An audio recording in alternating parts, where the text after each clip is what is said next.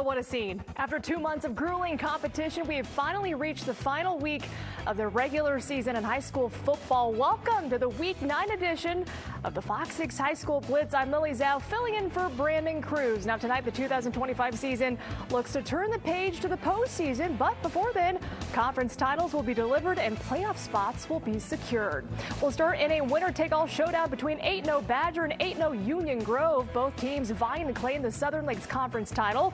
Badgers up by double digits at the half, and they're going to add to their lead as Brock Walzer takes this pitch and cuts back to score the 61-yard touchdown. 24-7 Badger.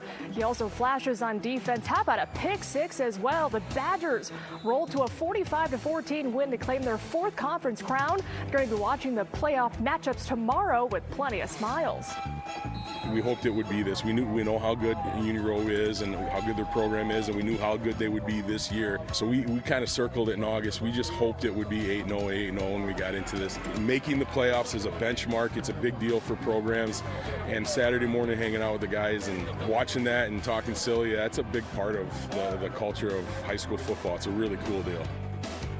Well, let's stay in the Southern Lakes Conference. Waterford and Burlington battling for a spot in the postseason. Burlington's Grant Selleck avoids the pressure and finds Jackson Bebo, who breaks a tackle or two before picking up 39 yards, but they'd fail to capitalize on this big play. Meanwhile, Waterford's offense makes a statement and goes on a 97-yard scoring drive. Jax Pesh getting the final 37 yards of that drive. Waterford punches its ticket to the postseason with a 21-14 victory. Well, the Battle of New Berlin closes out the regular season in rivalry style for New Berlin West and New Berlin Eisenhower. Now, for the Vikings, a share of the Parkland Conference crown is on the line with a win. Our Tim Van Vorn has a story from our FOX6 High School Blitz Game of the Week.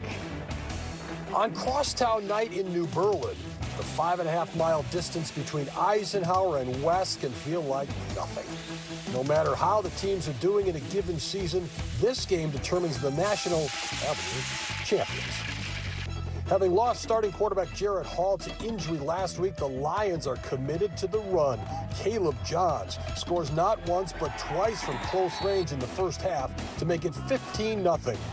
The Vikings get a 43-yard effort from Aiden Devine in the fourth quarter. That helps shave the deficit to 15-10. But that's how this one would end, touching off an Eisenhower celebration. It just feels amazing. All the guys finally coming together, playing the game that we all knew we could, and, just picking up the guys who weren't able to play tonight. You guys are the kings of New Berlin tonight. Does that matter? Yeah, definitely. I haven't beat these guys since my freshman year, and feels great. Do you have bragging rights? I mean, will you see some of these guys over the rest of the school year and say something to them? I'll catch them in baseball season, too. 15-10 in favor of the visitors. And as for that shared road across New Berlin, it leads both these teams to the postseason now. At New Berlin West, Tim Van Vorn, Fox 6 Sports. Great stuff. Thank you, Tim. We've also got our eye on more than just the game at New Berlin West. Photographer Matt List takes us behind the scenes with List's Lens. Multiple groups from the Vikings ran a miracle minute during the game to support some New Berlin families. Now, West alums Samantha Zaginer and Chloe Handrick were severely injured back in July after being struck by a car on Water Street. So the New Berlin community wanted to host a miracle minute. They raised over $1,300 for the two families. So two rivals coming together at a great time.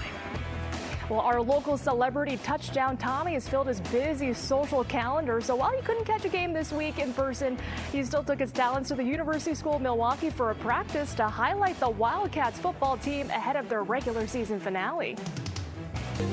Touchdown Tommy here, USM. I was here with Gino, CJ, and Willie.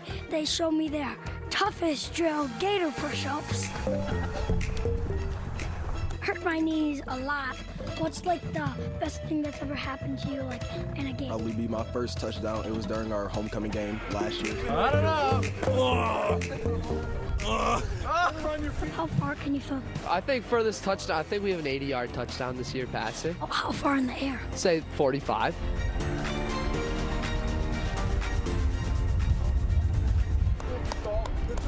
What other sports do you guys play? I play lacrosse. I've also played basketball. I do hockey and I do baseball and track.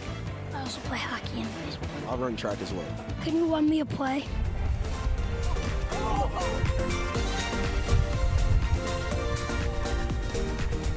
Let's wrap it up.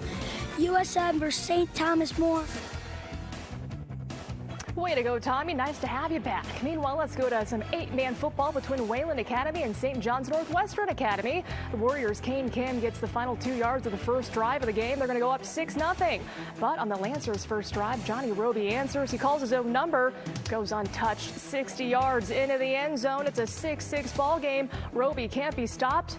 He puts St. John's ahead with a 56-yard touchdown run, just finding pay dirt all day. 12-6. Is St. John's, and that's the score the last time we checked. Meanwhile, how about a city conference tussle between Milwaukee North and Milwaukee Reagan? The Huskies looking to stay undefeated in conference, and they're going to play some complimentary football. First play of the game, Amari Ward takes the handoff, and he finds some pay dirt, 62 yards for the touchdown run. On the ensuing kickoff, Dayton Wallace gets the big hit on the return. Amir Ward there for the scoop and score. How about that? Defense also picking up for Reagan. Amari steps in front of the pass for the pick six. Reagan would be up 30-0 in the first half, and that's the score the last time we checked. Also, Lynch's Lens is always showcasing the best sights of the night at Milwaukee Reagan football games. You'll notice some really cool artwork on the sideline. These are the work of head coach Greg Roman, who designs t-shirts each season for the coaches.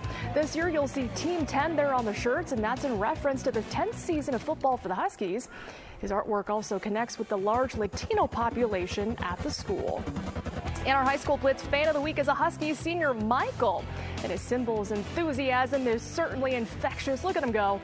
Good that he has his own row, though, for those dance moves. Michael's also a part of the drum line and plans to study music in college with hopes of being a music teacher. And finally, a heavyweight battle in the North Shore Conference as West Bend West hosts Homestead. The Spartans fight back in the fourth quarter. Colin Grass calls his own number, runs it in. It's a 20-20 ball game in the fourth quarter. But minute 40 remaining, Lee Zortman scores the go-ahead touchdown thanks to the tush push by the Highlanders.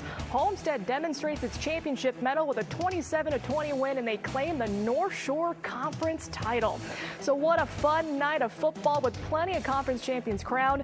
If you want to see all the action, again, just go to our website, fox6now.com, or go on our Fox Local app. Next week, we'll begin level 1 of the high school football playoffs as the March to Madness begins.